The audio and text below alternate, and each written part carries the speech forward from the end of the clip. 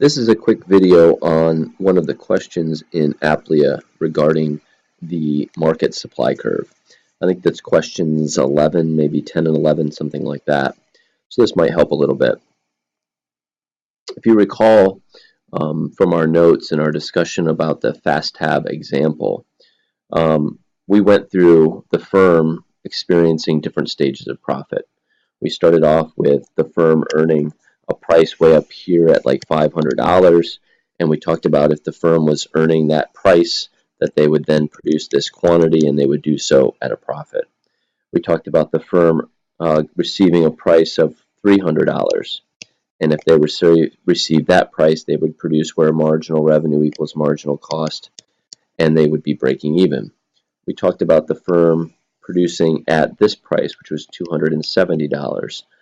And if they were receiving that price, MR equals MC, they would be producing this quantity right here, and they would be doing so at a loss, but a loss large enough, or I should say a profit large enough, operating profit, to stay open, just an overall economic loss. And then we talked about if they were receiving a price of $250, that price is so low they couldn't even cover their variable costs, and therefore the firm would shut down and not produce anything.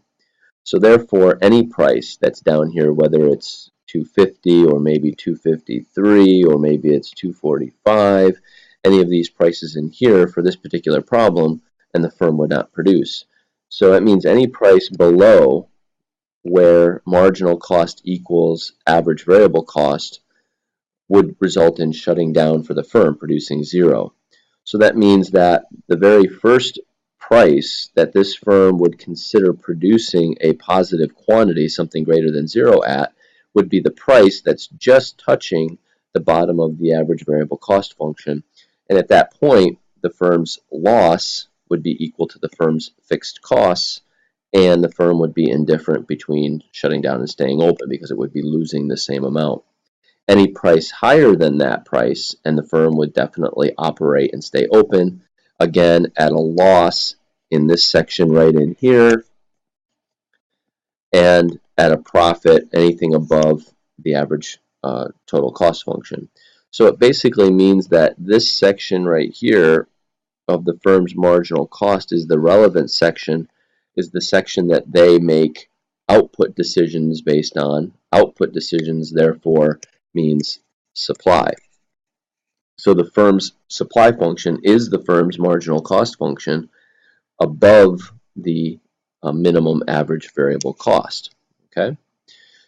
Now, if we had multiple firms that were identical to this firm in the market, then to derive the market supply, what we would simply do is add this firm's supply at various prices to another firm's supply at various prices, and do that for all the firms to generate a market supply function.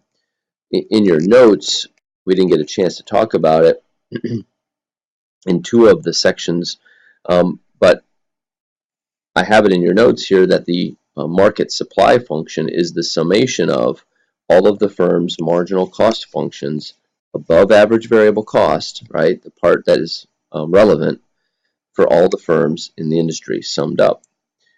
And in the slide that follows, I have a quick little example of saying, well, let's suppose that there are two firms, firm 1 and firm 2. In this particular problem, the firms have different marginal cost functions, different average cost functions. But if these were the only two firms in our industry, in our market, then what we would do is say, okay, if the price were P3, what would firm 1 do? Well, firm 1, if the price was P3, would produce 400 units. If the price were P3, firm 2 would produce 1,600 units, and therefore the market overall production, firm 1 plus firm 2, would be 2,000 units. So this would be a point on our supply function. If we looked at P2, we can see that at P2, 380, at P2, 1530. If we looked at P1, 340, at P1, 1430, and if we added that up, we generate these other dots on the supply function. Any price below, and it's hard to see, but any price below that price, any price below that price, and output would go to 0 for this firm here, would go to 0 for this firm here, and so any price below that. And so technically, if we were to bring that across here, technically our supply function should start right here and go up from there. So it would be that section right there. That would not be part of it. In Applia, what you're being told that's consistent with this is you're being told that you've got this firm that might look like this, and that